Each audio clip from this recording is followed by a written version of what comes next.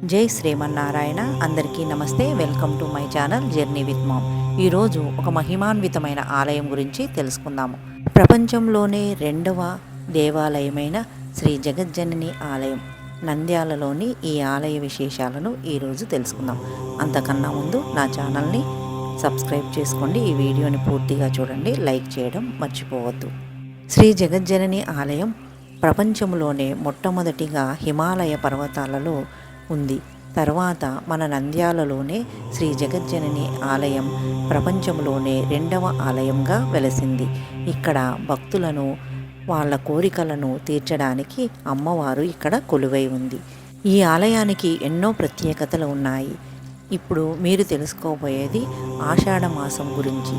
ఆషాఢ మాసం అంటే అమ్మవారికి ఎంతో ఇష్టము. ఈ సకల చరాచర జగత్తును సృష్టించి తొలి దినాలలోనే త్రిమూర్తులు, త్రిమాతలు మొదలుకొని నేటికి మన దేశంలోని తమిళనాడు, కర్ణాటక, పశ్చిమ బెంగాలు, ఒరిస్సా, బీహార్, ఉత్తరప్రదేశ్, మహారాష్ట్ర మొదలగు రాష్ట్రాల నుండే కాక మన ఆర్లగడ్డ, టంగుటూరు, బిల్లలాపురము, రేవనూరు, పార్నపల్లె, ఏకోడూరు, ఆదోని, విజయవాడ, నంద్యాల గ్రామాల ప్రజల వరకు అమ్మలగన్న అమ్మ శ్రీ జగజ్జనని మాత తన ఇంటి ఆడపడుచుగా భావించి ఆషాఢ మాసంలో పుట్టింటి పట్టుచీర, సారె ఎంతో భక్తి శ్రద్ధలతో సమర్పిస్తారు.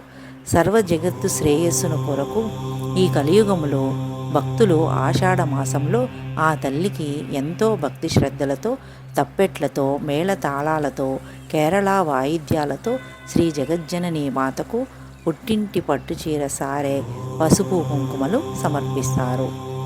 అధికారులు, నాయకులు, కులమతాలు, పేద ధనిక అనే తేడాలు లేకుండా తమ యథార్థ శక్తితో, తమ స్వశక్తితో చేసిన తినుబండారాలను ఎంతో ప్రేమపూర్వకంగా ఈ ఆషాఢ మాసంలో ప్రతిరోజు ఉదయం 6 గంటల నుండి రాత్రి 9 గంటల వరకు ఆ తల్లికి సమర్పించుకుంటారు.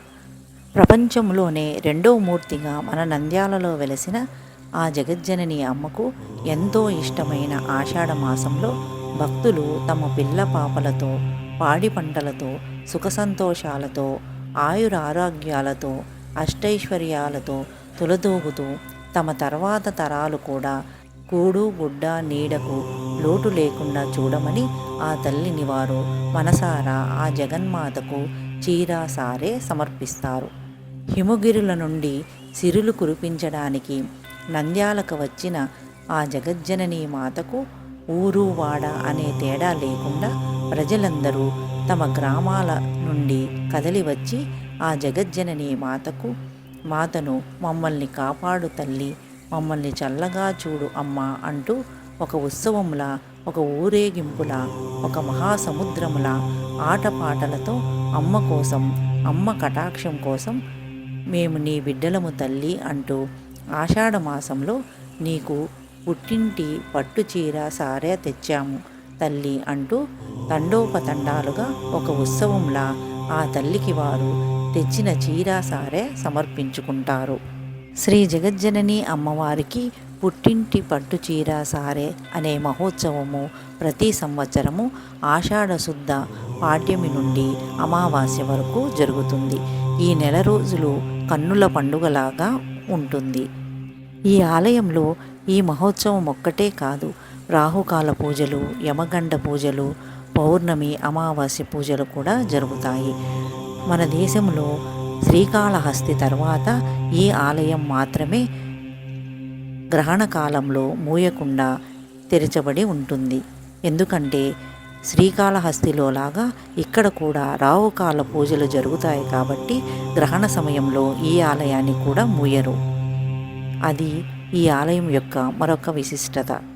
ఈ ఆలయం లోపలికి ఎటువంటి కెమెరాలు కానీ, సెల్ ఫోన్లు కానీ ఎలో చేయరు. అమ్మవారి మూర్తిని మీరు ప్రత్యక్షంగా చూడాల్సిందే.